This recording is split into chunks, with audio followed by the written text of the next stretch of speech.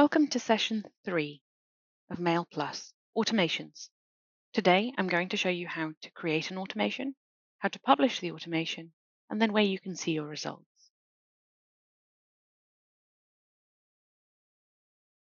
To get started, I'm here in the automation section on the left-hand side, and I'm going to go up to the yellow action button and press New Automation here.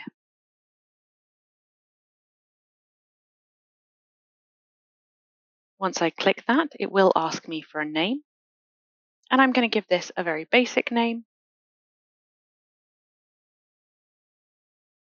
And I can give it a description if I choose to. I don't have to, but this can be helpful to have a little bit more information available, especially if I have multiple automations running. At the bottom, it does name the author and the creation date, which will be me and now, but it can be helpful looking backwards. If I go Save and Next, I then have my templates. I can pick out any of these templates that I like, and I can go through a few examples with you. Some very common ones will be the white paper download, and this one is a form that will be filled out, and it's a white paper request here. We're going to send them out an email that has the white paper on it. We have our check here, so have they clicked? We've got a little bit of a wait there to give them a chance. If they do click, we're going to send them a follow-up, and if they don't click, we're going to send them a reminder. We're then going to check again, and if at that point they do click, we'll teleport them back up to this yes path, and if they don't click, we'll just end the automation.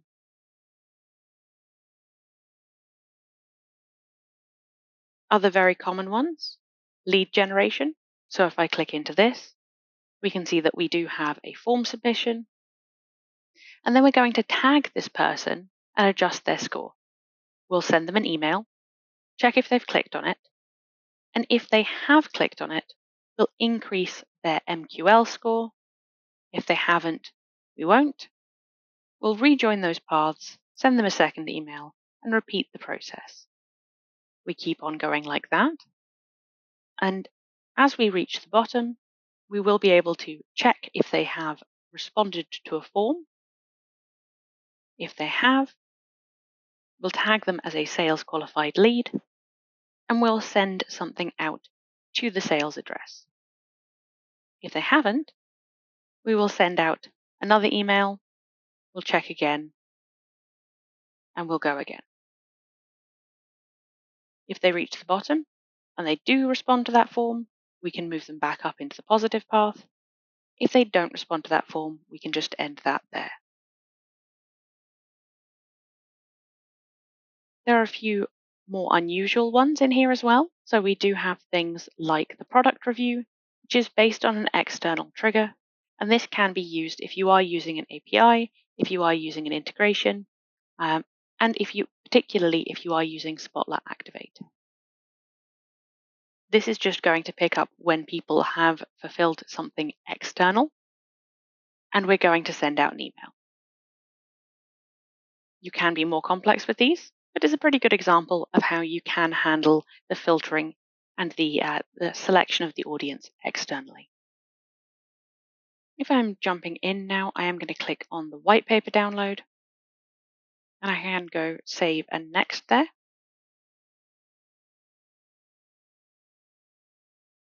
Once I'm here, I can scroll through. I can also click Edit to jump into the actual automation itself. As you can see, we have our name up here in the corner. We have our toolbar at the top, so we can save, we can preview this, we can test it, undo and redo, and we can also see any issues with the automation as it stands. In this case, we have 6 issues, and these are all stages that are not fully configured. If I click on one, it will teleport me down here, and I can have a look at that stage directly, rather than having to scroll through and identify where the issues might be. I can also go to the library and save this as a template. I can change the template I have already based this on, and I can manage the templates that I have created. If I change my template, and I go for a much shorter one, like this abandoned cart here, I can click OK. It will warn me that I will lose any progress I've made editing, but then we can see that I only have the one issue here. Give me a nice little confirmation message, but just the one issue here, and it does adapt dynamically. So if I do fix this stage, it will remove that issue. I don't have to reload anything. Now that we have gone through the creation, I will start to show you what each of the different options do, what each of the different stages do, but I'll do that in the next part. Now that we're looking at the different stages, I can go through the different types and each of the different individual stages to show you what they do. We have our triggers, and this is how people actually get into the automation.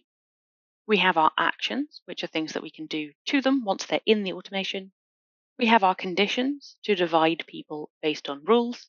And we have our flow, which will allow us to move people around a little bit differently. For our triggers, we can have a form. And if I drag this across, you can see I can just pick out a form that I would like to use. And these are any of the forms that are set to live. Select test form there. I can view this. I can see what the rules are on this form and what the form itself looks like. If I close out of there, I can also add a filter.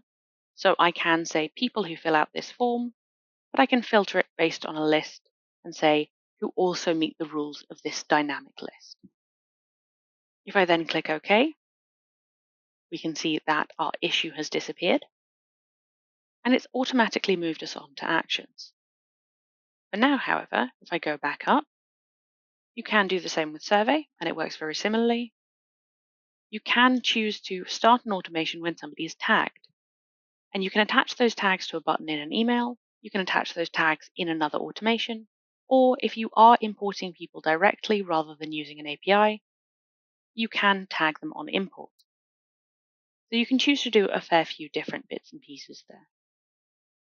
If I drag that across, I can select my tag here,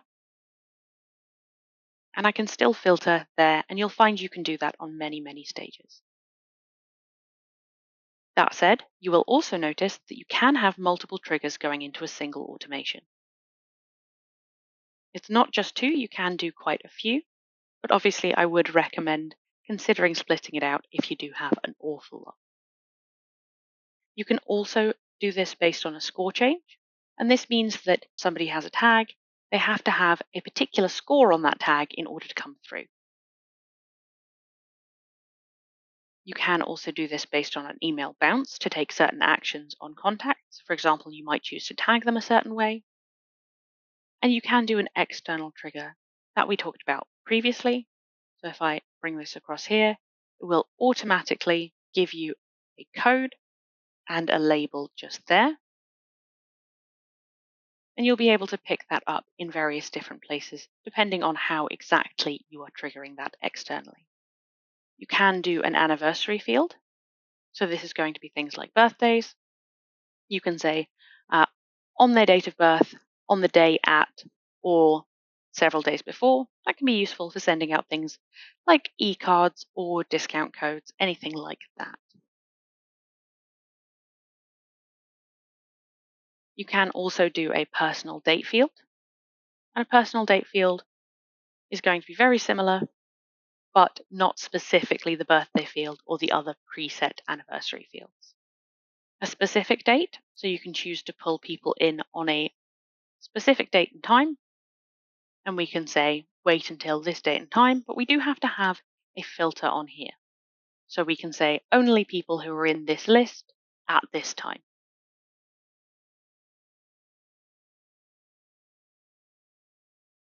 We can do a period of inactivity as well. So we can say people who have not been active in the last number of months.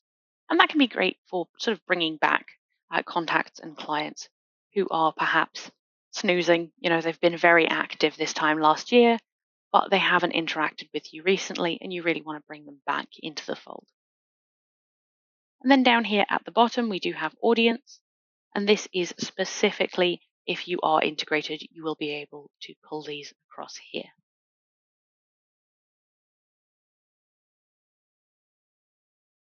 For now, let's stick with a form and let's head down to our actions. So we do have 4 different actions that you can take, plus 2 contact actions. So with our send actions, we can send out an email. And if I drag that across, you can drop them anywhere that the puzzle piece lights up green. But we just need to select a message. Please note, you are picking a message and not a mailing. So this is just going to be your email design. Everything else is controlled by the automation. If I go down here and I say automation message, I've got a template that I picked out here.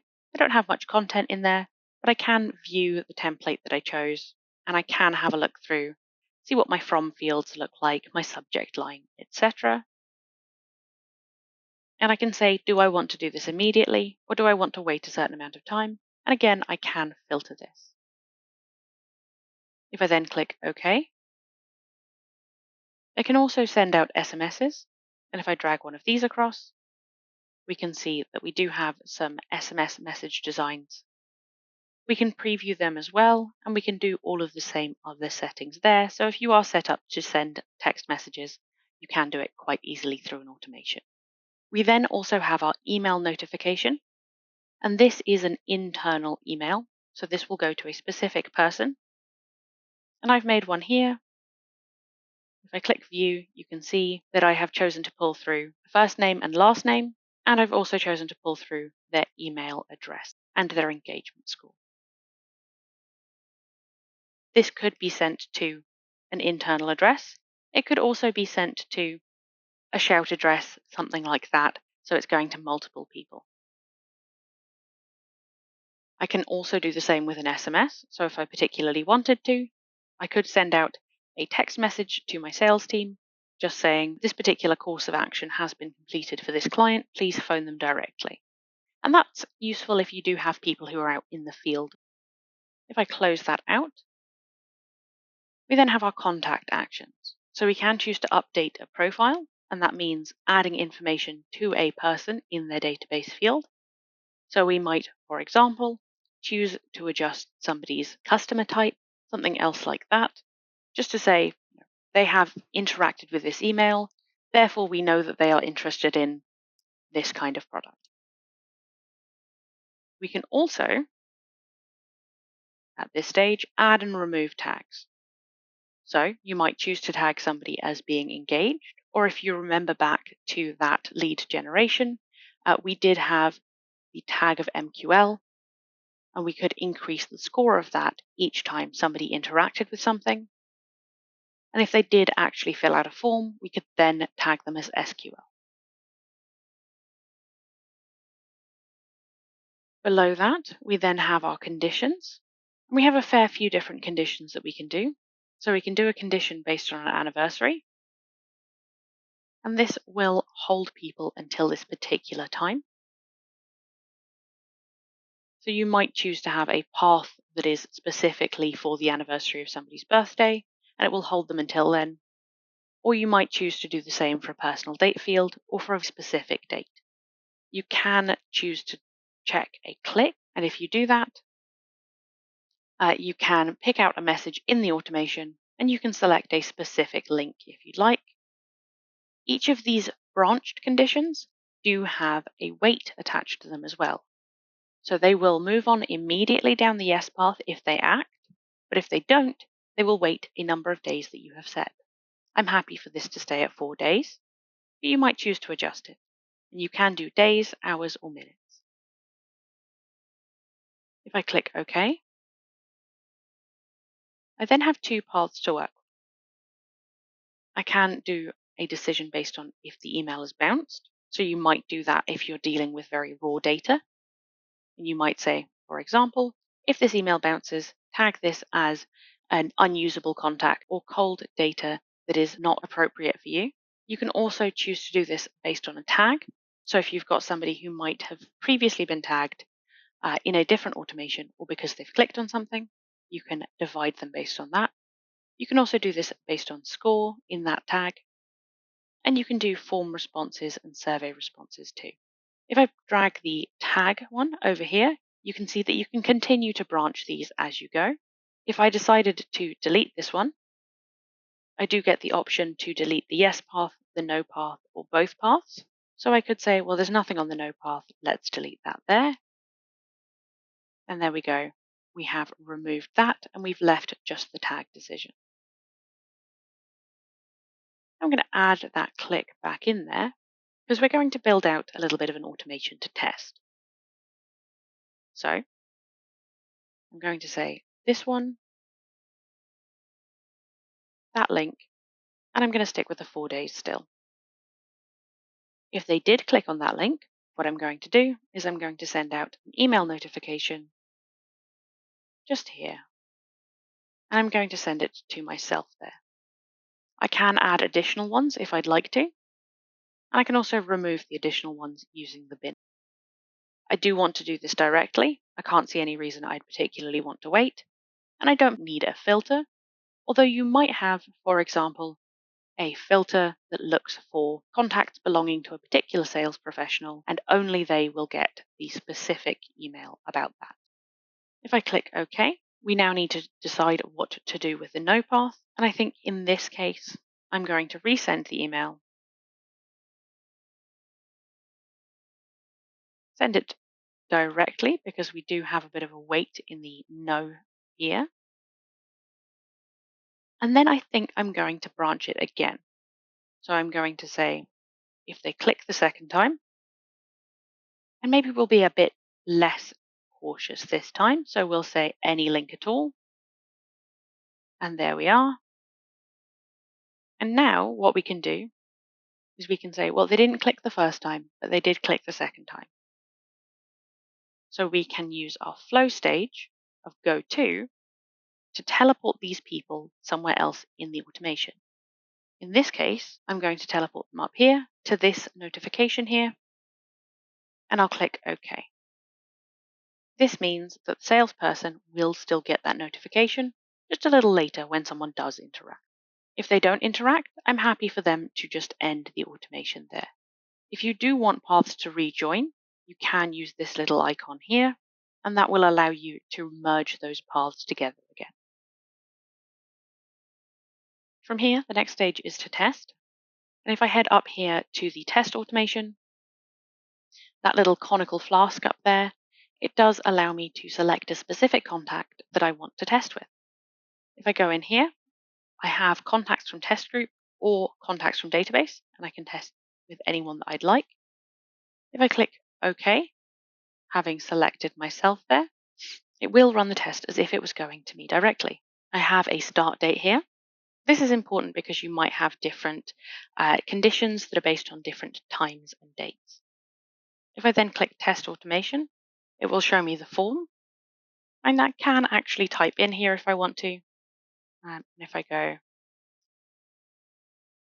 there we are, I can submit the form and it will redirect me and I can see which page it is. That doesn't actually function as a submission, but it does allow us to see what would happen. If I then go to our next stage, and I can either click on it or I can click the next button here, it will show me the email that I'll receive. And I can click on these links, and they do actually work. If I then click next, it will ask me, did I click? Yes or no? And if I adjust this, the automation will adjust with it. If I stick with yes, we can see the automatic notification that's going through, and we can end the automation there. I can head back up here, and I can check no. You can see that it's much longer. And I can see again that email. I can say if I've clicked or not. And if I say no, it does end quite sharply. So I'm going to say yes this time. And I'm going to click next. It'll show me that it has done a go to send me across to a different stage. And then it's immediately skipped me on to the next one with the notification on it. We can then end the automation and it'll show us a blank screen. You can see on here the times and dates that these will occur. So if you are doing something that's quite precisely timed, you'll be able to see a little bit more information there. If I close out of there, we are able then to save our automation. We can preview it in general, so we can just have a look at this. We do have this little overview box here, which will allow you to see in color-coded form all of the different stages that you've set up. We can check and make sure we've no issues before we carry on. And we can save this as a template again if we'd like to. If you do get truly lost, there is the help button up here, and that will pop up the help site search as well. Now that we are finished with our automation, all we need to do is close the editor, and then we can save and finish. There we are. Next, I'll show you how to publish your automation.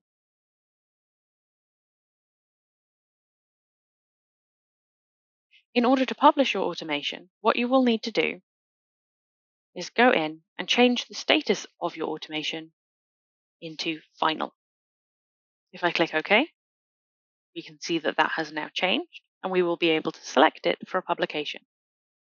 We do have multiple other options in here, like testing, viewing, renaming, duplicating, archiving, and deleting this. If I head across to Publisher, I can then add a new publication using the yellow action button, and I can head in here to give it a name. There we go. Very dull, but there we are. I can then select the participation of contacts, so I can say unlimited, which means that if anyone triggers the automation, they'll be able to come through as many times as they like. I can say unlimited with a waiting period of however long. I can say once while the automation is running, and once overall. Unlimited is good for things like white paper downloads, where people will want to re-download them.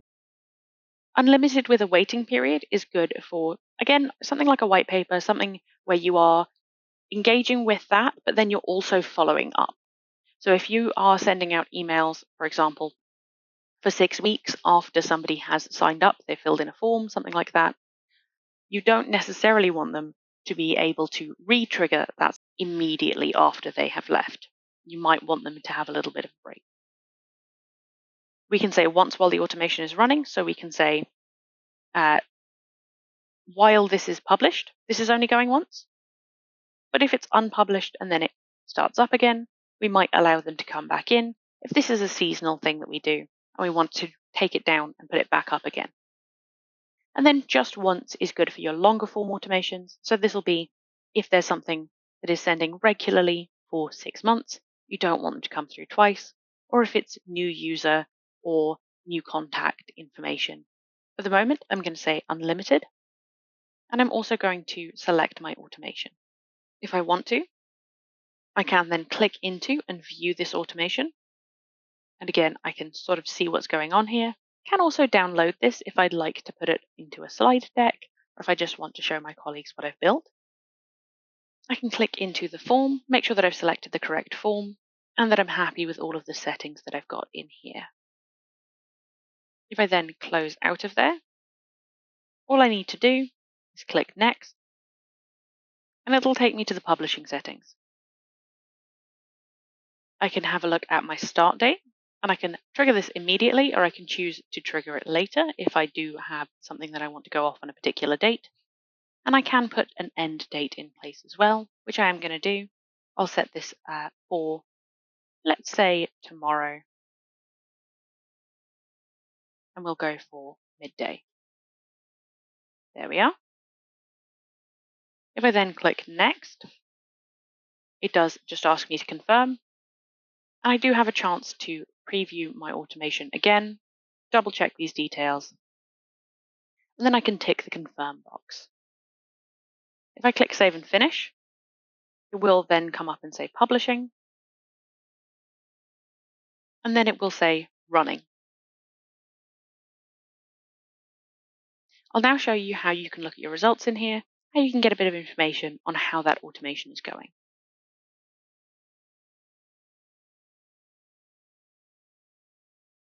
If you'd like to have a look at your results, those can be viewed in here. If you just press Report, you can see here all of the different metrics for your automation, all of the different properties for your automation, and the flow of your automation. So for example, you have your status, which is running, it's currently ongoing, your automation name, any description you've put in, the participation of contacts, start date, end date, the publisher of the automation, so in this case, this is my username, and a date range picker as well. So we can have a look and we can limit the date range on that automation if it's something a little bit longer running, and maybe we only want to see the results from this month.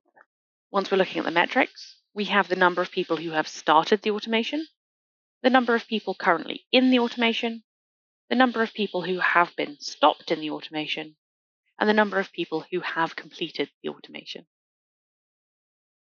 We have our conversion metrics, so if you are integrated to an online store, that is something we can do. And we can also have a look in here, and we can see our flow. What this is going to allow you to do is swap between the number of people and the statistics for the automation using this little grey button here. We can also pop it out into full screen to have a look at it using the blue button. If I scroll down, you can see that we have a number of people who have come in here. Then we'll be able to follow that number down and, for example, see how many people went down the no path versus how many people went down the yes path. If we then select a specific stage, we can have a look at how many people are in here, what the condition is, and we can also view how many contacts are in here, download the number of contacts who are in here, and if you've selected a stage that has a send attached to it, you are also able to see the email report. The email report has all of the same information that you would get from a mailing report, and this includes your impact, including sent and accepted emails, unique opens and unique clicks, your delivery, and this is going to contain your acceptance rate, your bounce rate, and your top 15 bounced email domains, your opens, either by confirmed opens or rendered opens, your top 10 opens per email client, your clicks, as your click to open rate and your click-through rate. And then for your links individually, you also have your click to open rate, and you can look at it by URL as well. At the bottom there, we have a visual display of clicks, and it might be a little easier to conceptualize where people are clicking by looking at this rather than the list. Up at the top, we have our conversion clicks, and these are going to be clicks on links that are marked as conversion links in the creator. We can see the percentages here and the number of contacts, and if we scroll down, we can see per link, and we can also go by URL again. Up at the top there, we have conversions, and this is more to do with a web shop integration, and this is going to show your orders as a result of this mailing. If you do ever get truly stuck here, we do again have that help site button here, and we can exit out of here to the main page again. If we do need to, we can stop this automation. So if we click stop, we can choose to stop all new people coming in and stop actions for people who are already there, or we can choose to stop allowing people entering, but allow those who have already entered to finish the process. This is super handy if you do have a longer process and perhaps you don't want people to get email 2 but not get email 3. It will give us a little warning here, but I am happy to end this here, even though nobody's come through, just for the purposes of the video. It then gives us a notification, and it will change here to say full stop. We can then have a look in the drop down. We can still report on this, view it or rename it, as well as delete this. Please note the automation does still exist and can still be republished if you would like. That's all for today. I hope you have enjoyed our session on automations,